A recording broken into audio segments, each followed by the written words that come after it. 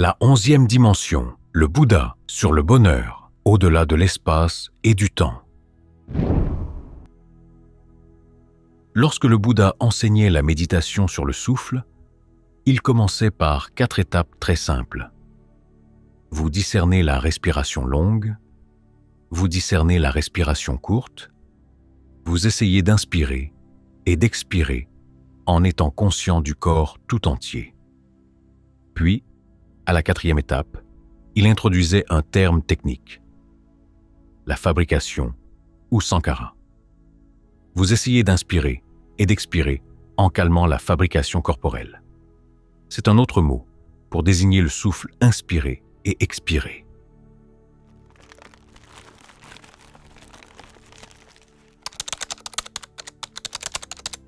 La question est de savoir pourquoi il a utilisé ce terme technique.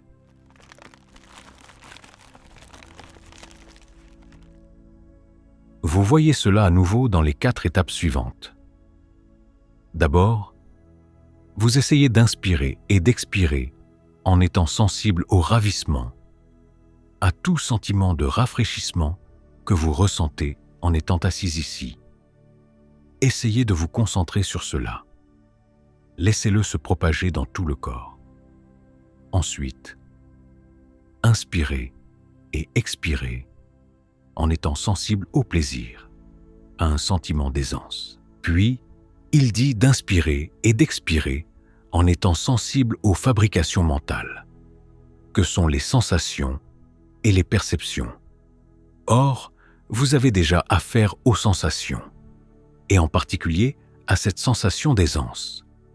Vient ensuite l'étape de l'inspiration et de l'expiration, calmant la fabrication mentale. Alors, encore une fois, pourquoi a-t-il utilisé ce terme technique? La réponse est que le Bouddha essaie de vous amener à réfléchir en termes de fabrication. En général, la fabrication désigne les choses qui sont assemblées, les processus qui assemblent les choses. Mais plus précisément, le terme fait référence à ce que vous faites pour fabriquer votre propre expérience. Des informations parviennent au sens et vous ne les recevez pas avec tout déjà marqué et identifié. Ce qui est quoi, ce qui est important et ce qui ne l'est pas. C'est vous qui devez faire l'identification. C'est la perception. Vous devez faire l'évaluation.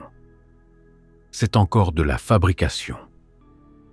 De cette manière, vous façonnez votre expérience. Nous jouons un rôle bien plus important dans ce façonnage que nous ne tendons à le penser. Et le Bouddha veut que vous deveniez sensible à ce rôle. Par exemple, la simple façon dont vous avez l'intention de respirer, consciemment ou inconsciemment, a un impact sur la façon dont vous vivez votre corps. Les sensations sur lesquelles vous vous concentrez, les perceptions que vous utilisez, ont un impact sur l'esprit.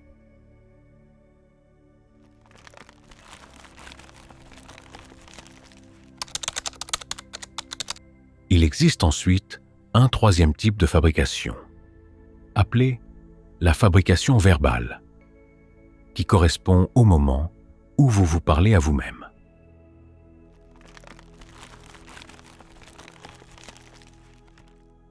Cela joue un rôle dans les instructions de méditation elles-mêmes. Les choses que vous vous dites, comme « je vais respirer de cette façon »,« je vais respirer de cette autre façon »,« je vais me concentrer sur ceci »,« me concentrer sur cela », pendant que j'inspire et expire. Le Bouddha veut que vous calmiez aussi cette fabrication. Cela vous aide à prendre conscience de la manière dont votre façon habituelle de fabriquer les choses cause beaucoup de stress et de souffrance inutile. Plus vos fabrications sont agitées, plus vous allez souffrir. D'une part, simplement à cause de l'effort nécessaire pour assembler ces choses, et d'autre part, parce que vous pouvez produire toutes sortes d'idées, de perceptions, de pensées et de sensations qui peuvent faire des ravages dans l'esprit. lorsque l'esprit s'auto-punit de cette manière, il souffre, et la punition ne s'arrête pas là. Elle se propage aux autres. Suivez donc les instructions du Bouddha. Essayez de devenir sensible à l'impact de votre respiration sur le corps et utilisez le souffle d'une manière qui soit apaisante, qui fasse naître des sensations de plaisir et de rafraîchissement. Une fois que le corps a été énergisé, vous pouvez alors le laisser s'apaiser.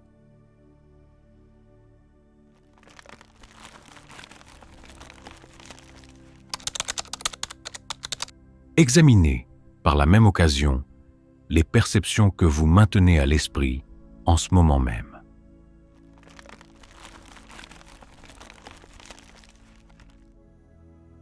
Quelle perception avez-vous du souffle? Si vous le considérez simplement comme de l'air qui entre et sort par les narines, il sera difficile d'utiliser la respiration pour aider à propager ces sensations d'aisance et de bien-être dans tout le corps. Mais si vous concevez le souffle comme un flux d'énergie, ce sera plus facile. Après tout, les muscles doivent bouger, le corps doit bouger pour que l'air puisse entrer et sortir des poumons. Eh bien, qu'est-ce que ce mouvement? C'est l'énergie du souffle. D'où vient-elle? Où prend-elle naissance dans le corps? Et alors que vous sentez ce mouvement se propager dans le corps, est-ce que cela vous semble agréable ou restreint? Essayez de devenir sensible à ces choses afin de pouvoir utiliser l'énergie du souffle de manière habile. Nous sommes parfaitement libres de respirer comme nous le voulons. Pourquoi vous laisser respirer d'une manière qui crée un stress inutile? La raison habituelle est que vous ne prêtez pas attention. Vous pensez que d'autres choses sont plus importantes. Mais là encore, le Bouddha attire votre attention sur la façon dont votre manière de respirer va avoir un impact sur votre humeur. Votre humeur, bien sûr, va avoir un impact sur ce que vous faites, dites et pensez. Il est donc sage de devenir sensible à cet aspect de votre expérience, de devenir de plus en plus sensible à la manière dont vous façonnez réellement les choses, de voir les potentiels que vous avez ici et comment vous pouvez en faire le meilleur usage. Nous nous concentrons sur la fabrication car, en fin de compte, nous recherchons un plaisir non fabriqué, quelque chose que l'on n'a pas besoin d'assembler. Mais vous ne connaîtrez pas réellement le non fabriqué tant que vous ne serez pas devenu très sensible à la manière dont vous fabriquez votre expérience du moment présent. Ce n'est pas que tout vous soit servi, prêt à l'emploi, déjà fini. Vous devez assembler les choses. Vous devez y apporter les touches finales pour qu'elles deviennent une expérience cohérente. L'esprit est actif dans sa création du moment présent. Certes, nous ne le créons pas entièrement, de toutes pièces. Certaines choses proviennent de nos actions passées. Mais lorsque le Bouddha explique la liste des causes de la souffrance, l'apport des sens, ce qui provient de vos actions passées, intervient après ce processus de fabrication. La manière dont vous fabriquez votre expérience, si vous le faites dans l'ignorance, vous prédispose déjà à souffrir de cette expérience, quel que soit l'apport des sens. Si vous fabriquez avec connaissance, cette fabrication et tout ce qui en découle deviendront un chemin vers la fin de la souffrance. Plus vous devenez sensible en fabriquant un bon chemin ici, en d'autres termes, un bon état de concentration, attentif, alerte, ardent. Plus vous pouvez développer un sentiment d'aisance que vous pouvez propager dans tout le corps. Vous obtenez un sentiment de rafraîchissement que vous pouvez diffuser dans le corps. vous étendez votre conscience à travers le corps. Votre sensibilité se développe et grandit. Des choses qui vous semblaient acceptables auparavant deviennent soudainement un peu trop stressantes.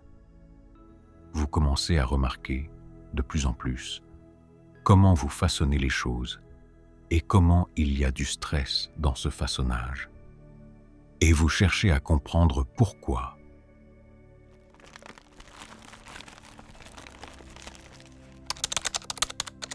Pourquoi créez-vous ce stress?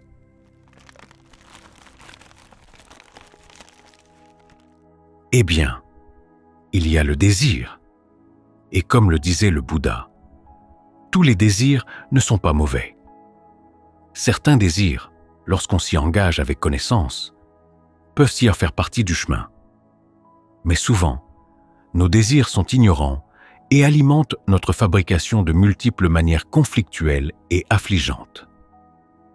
À mesure que vous devenez plus sensible ici, vous commencez à vous demander pourquoi vous vous engagez. Pourquoi créer ces choses?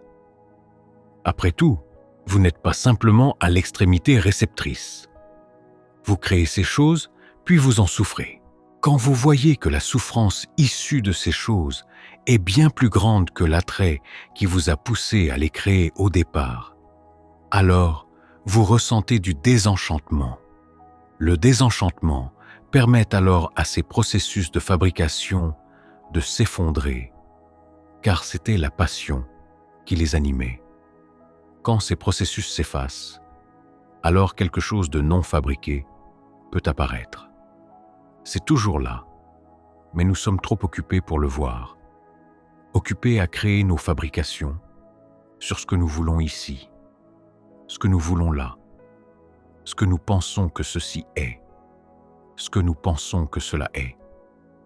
Et si ce n'est pas ce que nous voulons que ce soit, que pouvons-nous faire pour que cela le devienne? Ce genre de choses. Cela fait toujours obstacle. Mais quand vous arrêtez ce processus, alors quelque chose, en dehors des processus, en dehors du temps, apparaît dans l'esprit. C'est le bonheur ultime. C'est le non fabriqué. J'ai connu des gens qui demandent « Comment nous, en tant qu'êtres conditionnés, pouvons-nous trouver quelque chose de non fabriqué ?» Mais ils partent du principe que nous sommes conditionnés par quelque chose de totalement extérieur à notre contrôle. Soit un Dieu créateur, soit simplement des lois matérielles, des lois physiques. Or, l'analyse du Bouddha est que non. Nous créons le moment présent de notre propre initiative en utilisant les matières premières, comme je l'ai dit, qui proviennent du karma passé, en orientant le moment présent dans différentes directions. Parce que c'est nous qui le créons, nous pouvons le démonter. Quand nous le démontons, c'est là que nous pouvons trouver quelque chose qui n'est pas fabriqué. Cet après-midi, nous avons parlé de l'image du bonheur comme étant semblable à des montagnes russes, montant et descendant, montant et descendant, et de l'idée que le nibbana consisterait à atteindre le sommet pour ne plus jamais redescendre. Mais ce n'est pas comme ça. C'est en réalité au-delà de la montée. Partout où il y a une montée, il y aura une descente. Les montagnes russes se situent dans l'espace et le temps. Le bonheur du nibbana, le bien-être du nibbana, la félicité, tout cela est couvert par un seul mot. En pali, bonheur, félicité, bien-être, plaisir. Le mot est sukha. Cela ne dépend de rien dans le temps. Cela ne dépend de rien de fabriqué. Cela ne dépend d'absolument rien. C'est pourquoi cela ne change pas. C'est dans une dimension différente. Mais cela peut être contacté ici, au niveau de l'esprit, quand l'esprit cesse sa fabrication.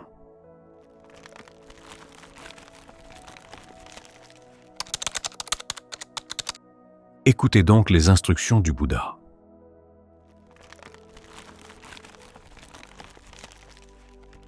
Il vous montre que même votre façon de respirer façonne votre expérience du corps et que votre expérience du corps va avoir un impact sur vos sensations. Ces sensations vont avoir un impact sur l'esprit. La façon dont vous vous parlez à vous-même, les perceptions que vous maintenez à l'esprit en identifiant ceci comme ceci et cela comme cela, ce que vous voulez tirer de ceci et de cela. Essayez de devenir sensible à toutes ces choses, de voir où elles imposent un stress inutile à l'esprit. Plus vous deviendrez sensible aux différents niveaux de stress, plus vous serez en mesure de dénouer le processus de fabrication jusqu'à ce point d'éveil où le non fabriqué apparaît. Comme l'a dit le Bouddha, c'est le vrai bonheur, un bonheur inoffensif, un bonheur irréprochable. L'une de ces rares formes de bonheur qui vaut vraiment plus que l'effort consenti pour le trouver, tant pour votre propre bien-être que pour celui des personnes qui vous entourent.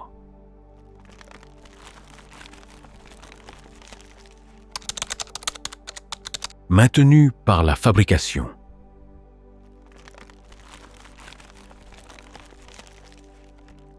Il y a un passage où le Bouddha demande « Qu'est-ce qui est un ?» Et la réponse est « Tous les êtres sont maintenus par la nourriture. » Eh bien, il s'avère qu'il existe une autre réponse à cette même question dans un autre passage. Tous les êtres sont maintenus par la fabrication. Le fait même que nous existions dépend de la fabrication. Nous prenons les résultats de nos fabrications passées et nous les utilisons comme matière première pour fabriquer le moment présent.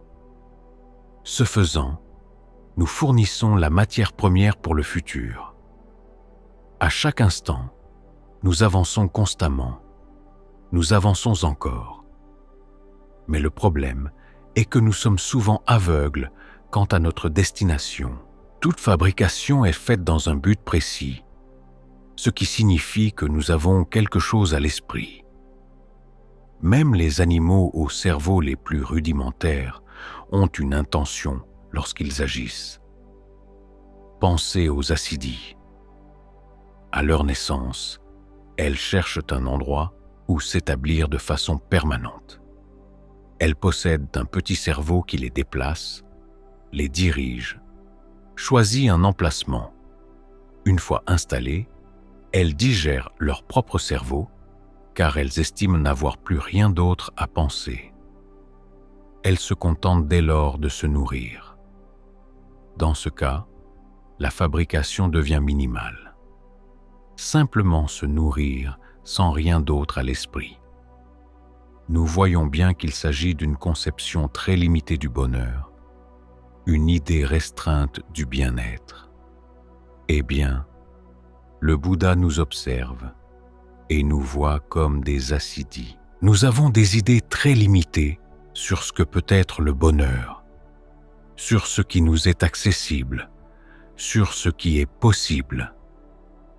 Et nous nous contentons de choses qui ne valent pas vraiment la peine qu'on s'en contente. Souvent, nous nous dirigeons vers des endroits sans avoir la moindre idée de notre destination.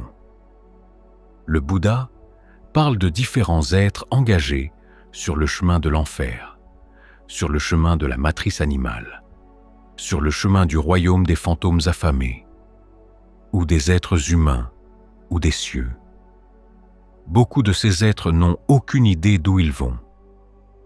Ceux qui sont sur le chemin de l'enfer ne pensent pas qu'ils vont en enfer. Leur vision de la réalité leur dit autre chose. Il en va de même pour ceux qui vont vers la matrice des animaux ou le royaume des fantômes affamés. Personne n'a l'intention de devenir ce genre d'animal, ce genre d'être. Mais ils ont fabriqué dans cette direction aveuglément, avec une idée en tête sur ce qui est possible, sur ce qui fonctionne. Ainsi, lorsque le Bouddha enseigne aux êtres, il ne s'adresse pas à des gens qui décident soudainement de suivre un chemin. Ils suivent déjà des chemins.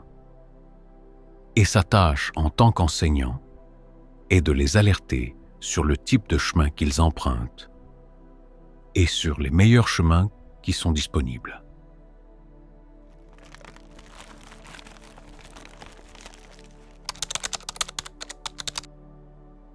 C'est pourquoi la vision juste se trouve au début du chemin.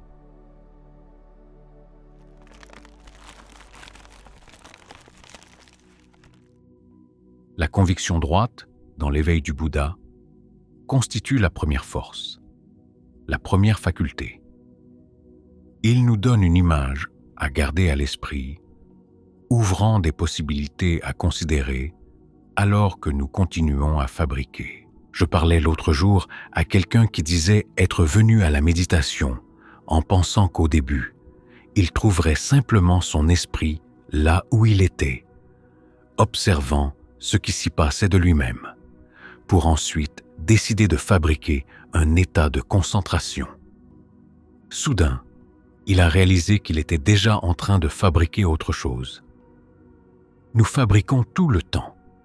C'est simplement que nous le faisons aveuglément ou, comme le dirait le Bouddha, sans vigilance. Nous voulons donc être alertes à ce que nous faisons. Mais même ainsi, cela dépend de l'image que nous avons et du choix de l'image que nous allons prendre pour guide. Comme l'a dit un philosophe, nous vivons vers l'avant, mais nous comprenons vers l'arrière. Eh bien, nous fabriquons vers l'avant, nous fabriquons vers l'avant. Et il est souvent trop tard quand nous réalisons quelle direction nous avons prise. Nous avons donc de la chance d'avoir l'enseignement du Bouddha à disposition.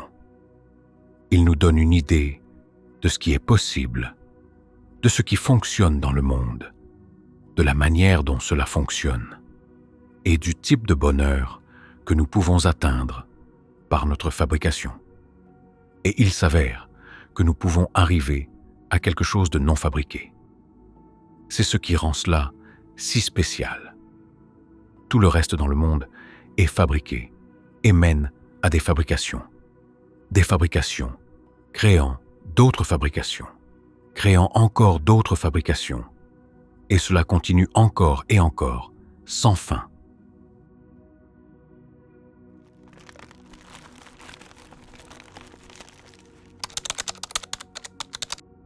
Mais il nous dit que le non fabriqué est possible.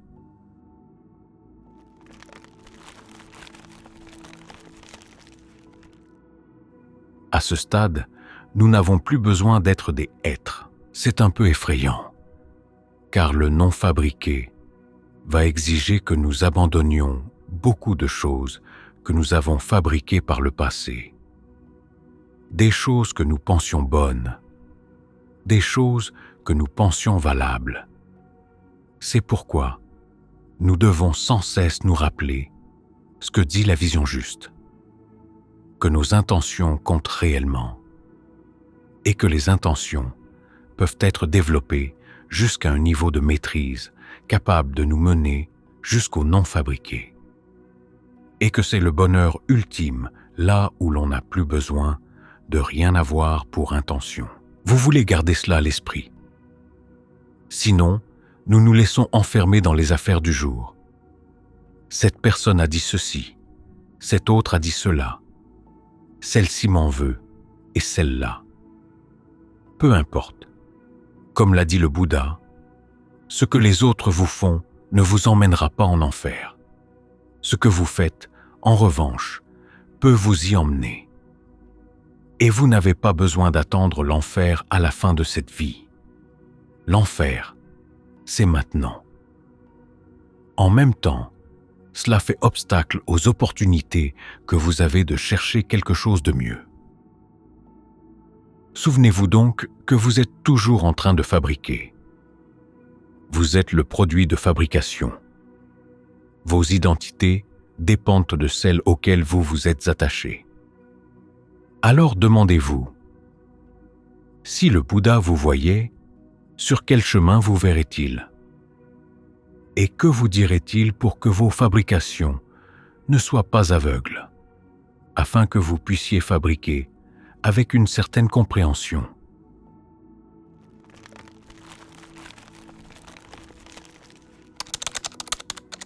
Certes, nous acceptons une grande partie des enseignements du Bouddha par la foi.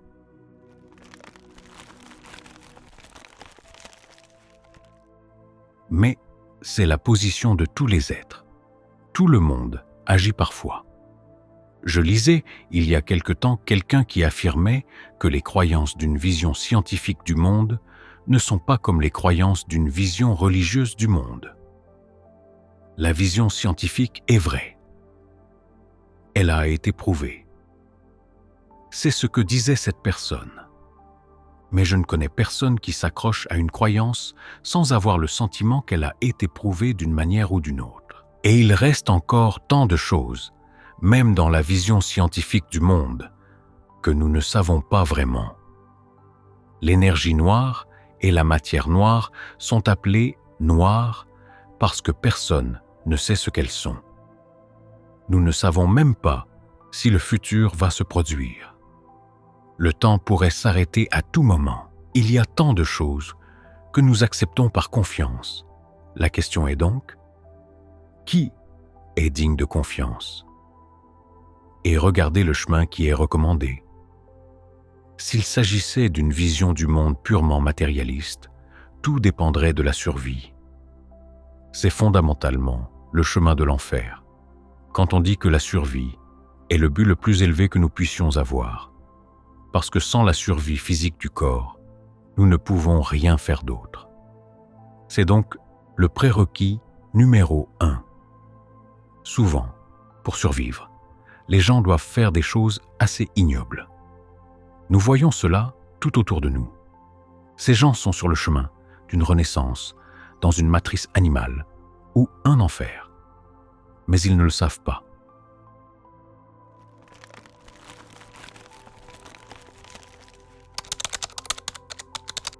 Regardez ensuite le chemin du Bouddha.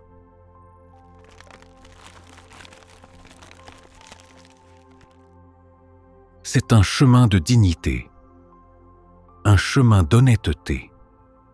Il est bâti sur la vertu, et cela seul a beaucoup pour le recommander. Bien sûr, ce n'est pas une preuve. Comme l'a dit le Bouddha, vous n'avez pas de réelle preuve de ces enseignements tant que vous n'avez pas vu le sang mort pour la toute première fois. Vous êtes comme le chasseur dans la forêt à la recherche d'un éléphant. Vous voyez des signes probables. Même dans la pratique du jhana, même dans les pouvoirs psychiques qui peuvent être atteints par le jhana, ce ne sont que des signes probables. La vraie preuve vient quand vous voyez réellement l'éléphant, quand vous atteignez le non fabriqué et réalisez que c'est vrai. Cela peut être fait, cela peut être atteint. Les fabrications qui vous créent, les fabrications que vous créez tout le temps, ne peuvent pas causer le non fabriqué. Mais si vous les façonnez bien, elles peuvent vous mener jusqu'au seuil. Et depuis ce seuil, vous pouvez y accéder. C'est alors que vous savez. Les personnes qui reviennent de cette expérience sont des personnes dignes de confiance. Encore une fois, nous acceptons cela par foi. Nous l'acceptons par conviction. Mais c'est une bonne foi. C'est une bonne conviction. Et c'est une bonne chose à garder à l'esprit pendant que nous pratiquons car, comme le Bouddha nous en avertit, beaucoup d'autres objectifs que nous pourrions suivre, ceux que nous prenons pour guide alors que nous continuons à nous fabriquer nous-mêmes, à fabriquer notre expérience, puis à utiliser ces fabrications pour en fabriquer d'autres, entraînent beaucoup de souffrance.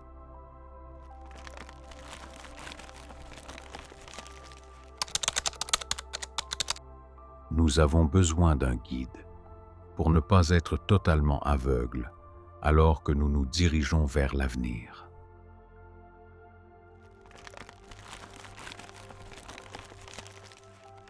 Choisissez donc bien votre guide. Quand vous avez un guide comme le Bouddha, gardez ses enseignements à l'esprit tout le temps, car il est si facile de retomber dans d'autres chemins, d'autres modes de fabrication. Après tout, c'est ce que nous avons fait par le passé. Cela vient facilement, mais quand vous regardez ce que vous avez fabriqué jusqu'à présent et que vous décidez que ce n'est pas suffisant, alors c'est à vous de fabriquer avec plus de savoir-faire. C'est à ce moment-là que vous pouvez vous engager sur le bon chemin.